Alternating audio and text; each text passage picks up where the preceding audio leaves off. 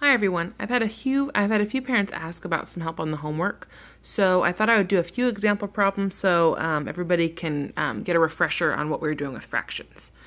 I gave the kids this as homework because it gives them a visual on how to conceptualize what a fraction would be broken apart into, and they could actually make the break. So the instructions say, think about how many pieces each part in the models below should be cut into. Then draw horizontal lines on the model to help you find the equivalent fraction. So the first one, they did the model for us. It's our job to figure out what that fraction turns into. They gave us a denominator of 12. So they made 1, 2, 3, 4, 5, 6 groups out of that 1/2 to show that there are 6 shaded out of 12 pieces.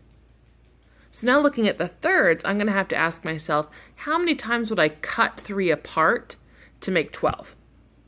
So if I'm going to go through my multiples of 3, I would think 3, 6, 9, 12. And I'm saying I need to make 3 cuts to make 4 different pieces. So the easiest way for me to do that would be to cut it in half and then cut those halves in half.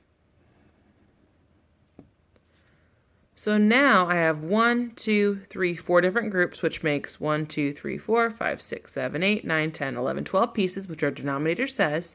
And then I have 1, 2, 3, 4 of them four of them colored in.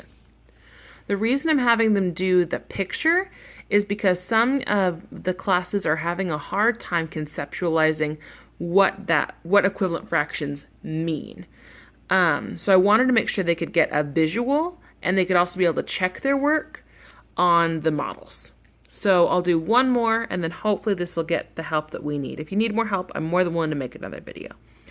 So this one's cut into fourths, 1, 2, 3, 4, and I have to ask myself what times 4 equals 12. Again, my denominator is 12. So I would count by 4s, 4, 8, 12. I counted by 4s 3 times, so that would mean I'd have to make 2 lines, which means 3 cuts.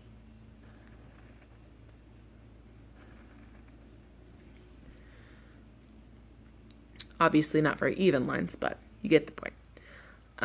So now I have 1, 2, 3, 4, 5, 6, 7, 8, 9, 10, 11, 12 pieces. Again, this lets kids actually see and know the number of pieces they're talking about. So they'll know when we're multiplying, that's what it means.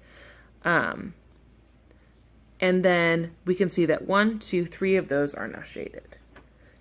This builds on what we're doing in class, because in class I'm teaching them this. 2 times what equals 12? 2 times 6. And we multiply 6 by both the numerator and denominator and get 6/12 as equivalent fraction. In class again, I'm saying, well, what times 3 equals 12? We're multiplying by 4.